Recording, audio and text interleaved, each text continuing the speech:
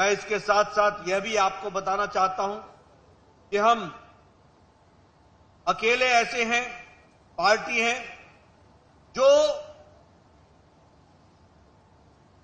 अगर हम अपने व्याप को देखें तो हम कह सकते हैं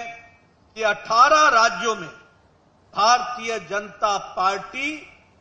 और एनडीए की सरकार आज 18 राज्यों में है और विशुद्ध भारतीय जनता पार्टी की सरकार 13 राज्यों में है, अकेली भारतीय जनता पार्टी।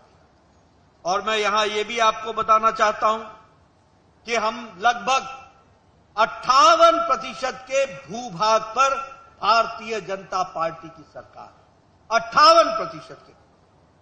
और 57% के भूभाग, 57% की जनसंख्या पर भारतीय जनता पार्टी का शासन है, 57%। इसलिए और मुझे बड़ा आश्चर्य होता है, मैं मंच के लोगों को भी कई बार बोलता हूं, आपको भी बताना चाहता हूं, हमारे कांग्रेस पार्टी के लोग में अजब सा उत्साह आ गया, बड़ी जीत हासिल हो गई। ये तो वही हुआ जैसे कोई हमेशा फेल होता हो, वो पास मार्क से पास कर जाए तो बड़ा खुश हो जाए, ऐसा कांग्रेस का हाल हो गया है। मित्रों, मैं बताना चाहता हूं कि सारी एनडीए जोड़ लो, सारी एनडीए और सारी इंडिया जोड़ लो, इंडिया गठबंधन, इंडिया अलायंस, सारी इंडिया अलायंस, तब भी अकेले भारतीय जनता पार्टी के सांसदों से कम है, कम पड़ते हैं, यह भी हमको याद रखना है। और ये जो कांग्रेस पार्टी है,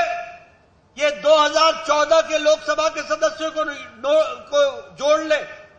ये 2019 के लोकसभा के सदस्यों को जोड़ ले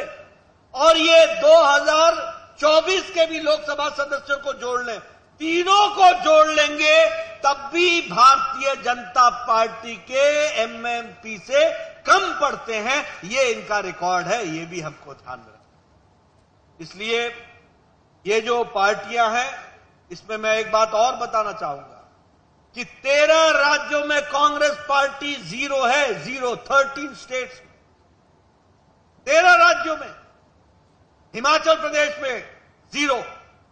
उत्तरांचल में, उत्तराखंड में जीरो, अरुणाचल प्रदेश में जीरो, सिक्किम में जीरो, मिजोरम में जीरो, त्रिपुरा में जीरो, आंध्र प्रदेश में जीरो, मध्य प्रदेश में जीरो, जम्मू कश्मीर में जीरो, दिल्ली में जीरो, अंडमान निकोबार, दादरा नगर हवेली और लद्दाख में भी जीरो के जीरो हैं ये कांग्रेस पार्टी। 13 राज्य और यूनियन टेरिटरी में साफ है, लेकिन फिर भी ऐसा उत्साह दिखाने की कोशिश हो रही है जैसे बड़ी भारी जीत हुई। इनको मालूम नहीं है कि भारतीय जनता पार्टी,